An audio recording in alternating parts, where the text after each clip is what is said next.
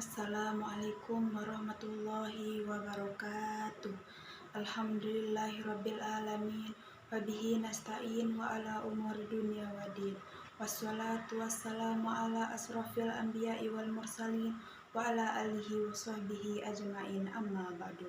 Pertama-tama kita panjatkan puji syukur kepada Allah Subhanahu wa taala yang atas nikmat dan suksesnya yang diberikan sehingga kita semua berkumpul di ruangan ini, dan tidak lupa kita panjatkan sholawat serta salam kepada junjungan kita Nabi Muhammad SAW.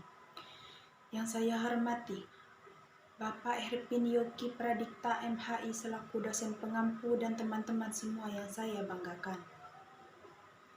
Berdirinya saya di sini, saya akan menjelaskan tentang kedudukan anak angkat dalam pembagian harta warisan. Sebelum lanjut ke materi, izinkan saya memperkenalkan diri. Nama saya Elpa, NPM 2221020254. Mata kuliah Fikih Mawaris, Prodi Hukum Tata Negara. Kedudukan anak angkat dalam pembagian harta warisan pada dasarnya, yang berhak menjadi ahli waris adalah orang-orang yang mempunyai hubungan darah dengan pewaris, serta istri atau suami pewaris yang masih hidup ketika pewaris meninggal dunia. Hal ini diatur dalam pasal 832 KUHP Perdata yang berbunyi, menurut undang-undang yang berhak menjadi ahli waris ialah keluarga sedarah, baik yang sah menurut undang-undang maupun di luar perkawinan, dan suami atau istri yang hidup terlama menurut peraturan-peraturan berikut ini. Bila keluarga sedarah dan suami atau istri yang hidup terlama tidak ada, maka semua harta peninggalan menjadi milik negara, yang wajib melunasi utang-utang orang yang meninggal tersebut sejauh harga harta peninggalan mencukupi untuk itu. Berdasarkan ketentuan pasal tersebut, apabila dimasukkan dalam kategori, maka yang berhak mewaris ada 4 golongan besar pewaris. Golongan yang pertama, suami atau istri yang hidup terlama dan anak atau keturunan. Golongan kedua, orang tua dan saudara kandung pewaris. Golongan ketiga, keluarga dalam garis lurus ke atas sesudah bapak dan ibu pewaris. Contohnya kakek dan nenek pewaris baik dari ibu maupun bapak. Golongan keempat, paman dan bibi pewaris baik dari pihak bapak maupun dari pihak ibu. Keturunan paman dan bibi sampai derajat ke-6 dihitung dari pewaris. Saudara dari kakek dan nenek beserta keturunan sampai derajat ke-6 dihitung dari pewaris. Golongan ahli waris ini menunjukkan siapa ahli waris yang lebih didahulukan berdasarkan urutannya.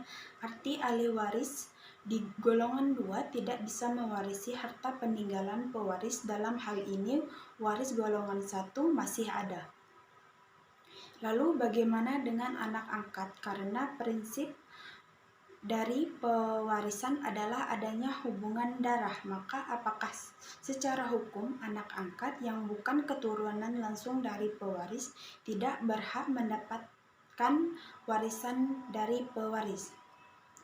Status hukum anak angkat seringkali kurang mendapatkan perlindungan, terutama ketika orang tua angkat itu meninggal dunia, di mana seorang anak angkat yang harus mempunyai kedudukan yang sah sebagai anak dalam perkawinan orang tua angkatnya, menjadi terabaikan hak-haknya termasuk hak warisnya. Selanjutnya, perbedaan sistem-sistem hukum waris terhadap anak angkat. Yang pertama, hukum adat. Bila menggunakan lembaga adat, penentuan waris bagi anak angkat tergantung kepada hukum adat yang berlaku.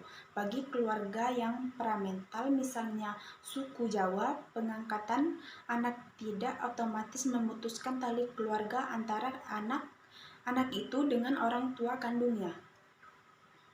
Oleh karenanya, selain mendapatkan hak waris dari orang tua anak angkatnya, dia juga tetap berhak atas waris dari orang tua kandungnya. Namun, warisan yang diperoleh anak angkat dari orang tua angkat tersebut terbatas pada harta peninggalan, selain barang-barang pusaka. Selanjutnya, yang kedua, hukum Islam. Dalam hukum Islam, pengangkatan anak tidak membawa akibat hukum dalam hal hubungan darah, hubungan wali-mewali, dan hubungan waris-mewaris dengan orang tua kandungnya. Dan anak tersebut tetap memakai nama dari ayah kandungnya. Oleh karena itu, anak angkat tidak menjadi ahli waris orang tua angkat, namun anak-anak angkat tidak menjadi ahli waris orang tua angkat.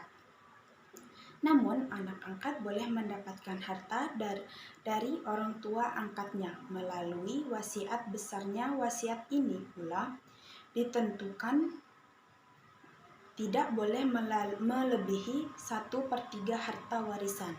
Hukum Barat KUHP Perdata tidak terdapat istilah mengenal anak adopsi atau anak angkat, maka mengenal pengangkatan anak menurut hukum Perdata mengacu kepada ketentuan STB tahun 1917 nomor 129, khusus pasal 5 sampai pasal 15 STB ini menjadikan pelengkap dari KUHP Perdata untuk melengkapi kekosongan hukum yang mengatur mengenal masalah pengangkatan anak. Aturan tersebut menjadi acuan bagi pengangkatan anak bagi masyarakat yang tunduk ataupun menundukkan daripada KUHP Perdata.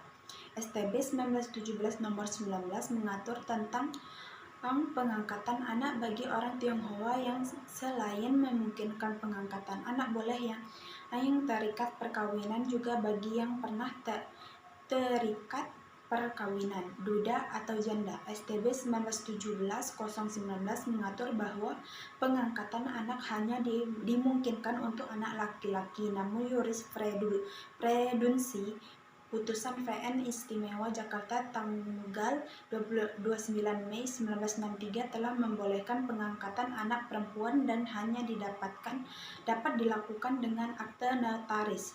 Sekian materi yang saya jelaskan. Jika ada salah, saya mohon maaf. Kepada Allah saya mohon ampun. Billahi taufiq wal hidayah. Wassalamualaikum warahmatullahi wabarakatuh.